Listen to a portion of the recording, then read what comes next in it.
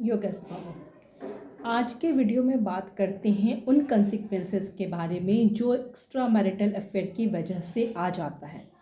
आज के वीडियो में मेरा इस बात से कोई लेना देना नहीं है कि ये जो एक्स्ट्रा मैरिटल अफेयर्स होते हैं वो सही है या गलत है। वो जो भी है वो आपको डिसाइड करना है कि आपको क्या करना है। लेकिन एक्स्ट्रा मैरिटल अफेयर की वजह से जो इमोशनल इश्यूज होते हैं और ये होता क्यों है, क्या रीज़न है कि ये स्टेप्स होते हैं, आज उस पर चर्चा करते हैं। सबसे पहले तो ये समझ लें कि कोई भी एक रिलेशनशिप जब डेवलप होता है या किसी से भी मिलना होता है तो वो बिना किसी रीज़न के नहीं होता है। आपका उस व्यक्ति से कोई ना कोई पास्ट लाइफ का लेना देना होता ही होता है। हो सकता है कि अगर रिलेशनशिप काफ़ी अच्छा चल रहा है तो मे भी ऐसा हो सकता है कि आपका उनके साथ कोई अच्छा पॉजिटिव बॉन्ड हो। लेकिन अगर कोई रिलेशनशिप अच्छा नहीं है तो इसका मतलब ये है कि आपका उनके साथ नेगेटिव बॉन्ड है। लेकिन लेना देना है ये तो 100% तय है। इसलिए वो व्यक्ति आपकी लाइफ में आया है या आप उनकी लाइफ में आए हैं। अब एक्स्ट्रा मैरिटल अफेयर होता क्यों है, क्या रीजंस हैं, आइए उस पर बात करते हैं। First point, emotional wound. अगर आप अपने बचपन में बहुत करीब से ऐसे किसी सिचुएशन से गुजर चुके हैं तो इसकी बहुत संभावना है कि आप भी ऐसे सिचुएशन में आ सकते हैं, क्योंकि जिस पैटर्न को आपने देखा है करीब से, जिस पैटर्न को आपने जाना है, उस पैटर्न को अभी तक आपने हील नहीं किया है। तो जो पैटर्न आपने देखा अगर उसको हील नहीं किया या उस पर काम नहीं किया तो इसकी संभावना बन जाती है कि आप खुद भी एक टाइम पर उस सिचुएशन से गुजर सकते हैं। पॉइंट नंबर 2, सेल्फ लव की कमी। ये तो आप सभी जानते हैं कि जब भी एक्स्ट्रा मैरिटल अफेयर होता है तो उसके पीछे कुछ ना कुछ कहीं इमोशनल इश्यूज सबसे ज़्यादा होते हैं। एक्चुअली जब भी एक्स्ट्रा मैरिटल अफेयर का सामना करना पड़ता है या लोग उससे गुजरते हैं तो वहाँ पर कई बारी देखा गया है कि फर्स्ट पार्टनर के साथ या तो उनको कोई ना कोई इमोशनल इश्यूज होगा, या तो वो डिपेंडेंट होंगे और उनके पास टाइम नहीं होगा इनके डिपेंडेंसी का सॉल्यूशन करने के लिए, या फिर कहीं ना कहीं जो भी इमोशनल वुंड्स और इमोशनल इश्यूज का सामना करना पड़ता है उसकी वजह से वो व्यक्ति इतना अकेला हो जाता है, उसे समझ में नहीं आता, उसे लगता है कि वो किसी के साथ किसी पे डिपेंडेंट है, कोई चाहिए उसे उसकी नीड को फुलफिल करने के लिए। और जब कोई ऐसा व्यक्ति नहीं मिलता है कि आपकी नीड को वो फुलफिल करे, क्योंकि हर व्यक्ति आज़ादी चाहता है, हर व्यक्ति फ्रीडम चाहता है, उसे लगता है कि मैं जिस लाइफ में हूँ वही लाइफ कंफर्टेबल, मैं जैसे सोच रहा हूँ वही कंफर्टेबल है।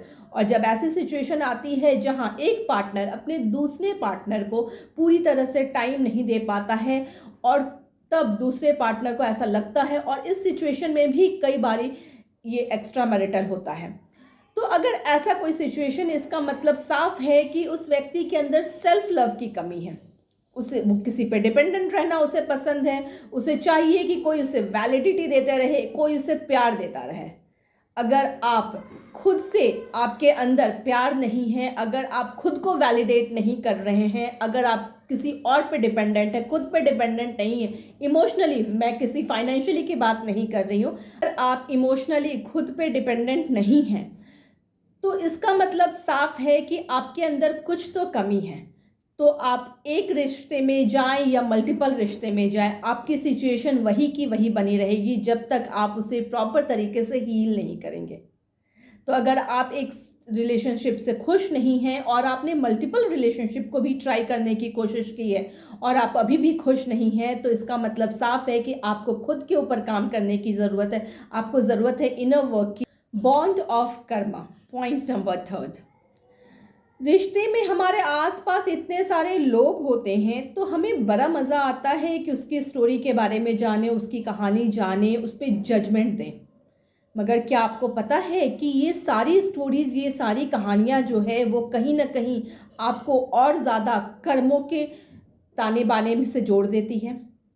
अगर आप किसी और की लाइफ पे जजमेंट कर रहे हैं तो कई बारी ऐसा भी हो सकता है कि वो सिचुएशन को आपने ही कभी सामना करना पड़े। कई बारी होता है कि हम दूसरों के रिश्तों को जज करना शुरू कर देते हैं और दूसरों के रिश्तों को जज करते करते हम उनके कर्मा में इन्वॉल्व हो जाते हैं और वो कर्मा कई बारी खुद के ऊपर पड़ने लगती है और खुद के रिश्ते में प्रॉब्लम आने लगती है। Point number 4, twin flames. Twin flames के केसेस में कई बारी एक्स्ट्रा मैरिटल अफेयर देखा गया है।